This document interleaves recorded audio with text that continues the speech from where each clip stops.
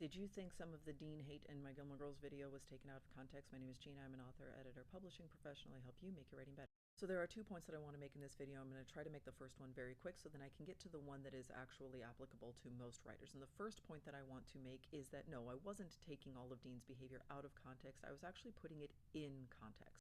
And I hang a flag on it at the beginning of that video. When you take any one of his behaviors in isolation and you looked at it all by itself, removed from the context of the rest of the relationship, you could justify it to yourself and be like, well, that's not that big of a deal. My partner does that, or my partner does something very similar, and I'm not in an abusive relationship. And that could very well be true. But this is what abusive, controlling, manipulative people will do, is they will try to force you and twist you into looking at those interactions in isolation, out of context, and say, well, when have I done that exact thing to you other times? No, I never do this to you. You're blowing this out of proportion. You are making too big a deal out of something. This isn't that big of a deal. Just calm down.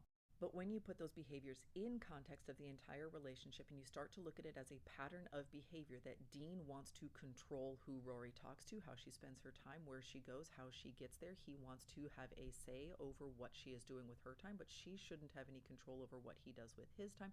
He should be the one making decisions about the relationship. He's the one setting the pace for the relationship. All of those things, once you start to look at it in context, that is when this becomes problematic and a little bit frightening. Okay, but how can I possibly love this show that's been around for 25 years? So much that I like buy merch from the show and I'm still talking about and having these in-depth conversations in which I have a lot of big feelings, but I still hate one of these characters. And I think that this character is a big giant walking red flag. And this is one of my favorite pieces of advice to give to writers, especially writers who are in that space where they understand like basic story structure, but they are ready to level up and go from writing a book that's good and fine to a book that is great and amazing and heartbreaking and makes people want to talk about it for 25 years after the fact. And that is that terrible decisions make great stories. The great stories, the things that you love, probably do not feature a protagonist making really smart, healthy decisions that are good for them in the long term. They're not being very like responsible and proactive. Like that's not usually what makes good stories. Even if they are making stories that are making decisions that are good in one aspect, there's an element of risk to it. That's what makes stories fun. Rory is making a terrible decision by dating this guy. This guy is making a series of terrible decisions by choosing to become more and more manipulative and controlling and abusive towards the women in his life.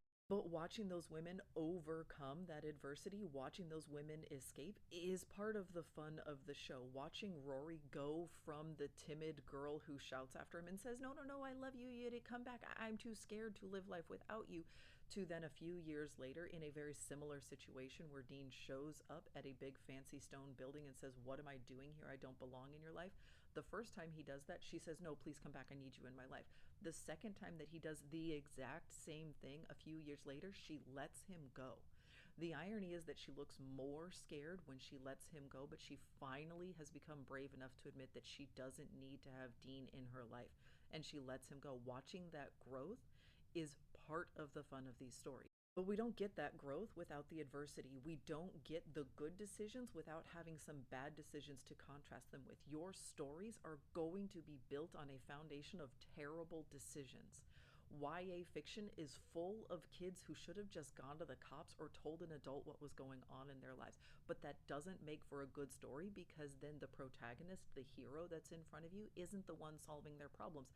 A grown-up is swooping in and solving their problems, which is probably what should happen. Like, please take care of kids in your life. There is no logical reason why a pair of a trio of 11-year-old wizards should be the ones trying to stop all the forces of evil.